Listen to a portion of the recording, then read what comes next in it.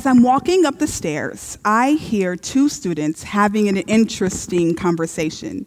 The first student says, real proud, MLK was the best to ever do it. The second student laughs and says, all he did was talk, bro, and write speeches. What's so great about that? After I finished laughing, I realized that the second student did not have a deep understanding for his history. I needed to fix that. I needed to correct his understanding because when it comes to the Black paradigm, the stories that come before us greatly impact the most important ones, the stories we tell ourselves. I firmly believe that stories matter, but well-represented stories matter more. I have seen how stories can change lives through songs and music and books and family stories and movies. The stories you hear today will undoubtedly change your life and the way that you think about stories. After I graduated from the University of Tulsa, I moved to Los Angeles to work with an AmeriCorps program called City Year. I taught fifth grade students at 109th Street Elementary School in Watts, Los Angeles, California. I taught them their multiplication, their long division with 3 numbers, and I sat and even read with them.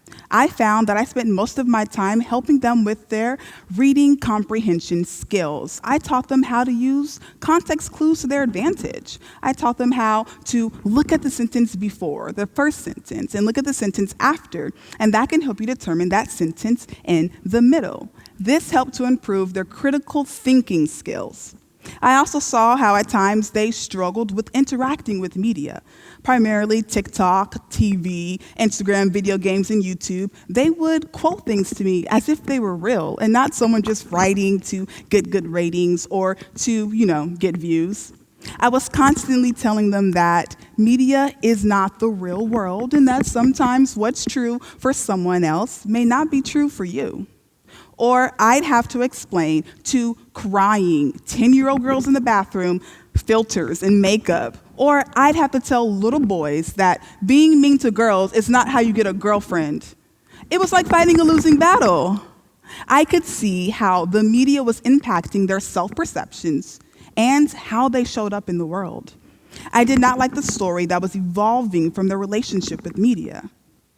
I sat across from Chip Sullivan, at the time, EVP of Communications for Comcast NBC Universal, at the end of my program. I told him the same story I'm telling you, except I said I was nervous to go out into the real world, and he stopped me and looked at me and said, Charity, this is the real world. You did great work with your students. You learned amazing lessons, and in true communications fashion, he said, there is a story here. The only thing you must do now is find it. Ladies and gentlemen, I believe I found that story. The unhealthiest relationship that you have is with media. As a mass communications graduate student, I can tell you that media is defined as movies, books, TV and television, cell phones, computers, emails, fax machines, and thanks to the digital age, it can include streaming services, YouTube, podcasts, and of course, social media. So, I have a question. How do you feel after you scroll on social media, or after you binge watch the latest season of your favorite show, or after you catch up on the local, national, or world news? Raise your hand if you feel good, confident, beautiful, handsome for the fellas, and like you are caught up on life. Yeah, no one raised their hand. So thank you for the honesty. It's the first step to recovery. These are the effects of media consumption. And to fix this unhealthy relationship, let's think about my time with my students.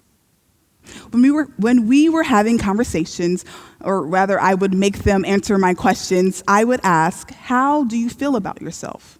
What do you like about yourself? Are there things that you don't like about yourself? I was interested in the stories that they were telling themselves. I could then trace their answers back to the media that they were consuming. So then we talk about the effects of media. And I'd explain to them that just like reading a book, engaging with media, engaging with other forms of media requires the same critical thinking skills. You have to have conversations. You have to use your context clues, and you have to question if the media is really helpful. The effects of media consumption are real, and they do happen. With technology all around us, we are constantly confronted with media. So if we can't avoid it, it's best to learn how to interact with it, how to have a healthier relationship with it. How does that happen? It's not censorship. It's not limitation, right? So it's not fasting, taking a break, and putting your phone down. To fix this unhealthy relationship, you need media literacy. Media literacy is the best way to protect yourself from the harmful effects of media consumption. Media literacy can promote and create active participants in the digital spaces, which creates healthier people. Media literacy is the first step to an overall healthier lifestyle. With media, we are able to connect with others, be inspired and motivated by others. We can tell stories and create stories. Media has enriched the art of storytelling. Now, I'm a firm believer that stories matter and well-represented stories matter more. However, the stories that you tell yourself matter most. If you can tell your stories for yourself, then you can participate in society. Now, media literacy is just a guide to an overall healthier lifestyle, a healthier lifestyle that includes a healthier diet, a healthier body image, healthier interpersonal relationships, and a healthier identity formation. Now, all of which can be their own separate talks, but today we are going to start with the inside first, your identity, the stories that you tell yourself. Now, if you're not careful, media can create your stories. It can define your identity. We have to be intentional with the way that we interact with media so it doesn't define who we are. Yeah? Okay, so I have a system that is going to help you do just that. My system will help you tell your story, create your own identity. And if you think back to my story with my students, I have been using that system all along. The first thing that I want you to do is talk to yourself. Yes, I want you to talk to yourself. Have a conversation with yourself. Talk about what you like about yourself, what you don't like about your identity. Are there aspects that you wish you could change? Talk about all the good and all the bad. Identify your values. The second thing that I want you to do is to take stock. I want you to take an inventory of all of the media that you consume, the shows you watch, the songs you listen to, and the influencer that you follow. I want you to write it all down. Then, I want you to question if the media that you're consuming, does it speak to the parts of yourself that you like? Or does it speak to the parts of your identity that you don't like? Question it. The third thing that I want you to do is to use your context clues. Use your context clues in the same way that I told my students. So I want you to look at the first sentence and the sentence after to determine the sentence in the middle. The first sentence is the media that you consume. Think back to that inventory list that you made. The second thing that I want you to do is to look at the sentence after, which is, how do you feel after you consume media? Do you feel judged? Do you feel unattractive? Do you feel content? Do you have FOMO?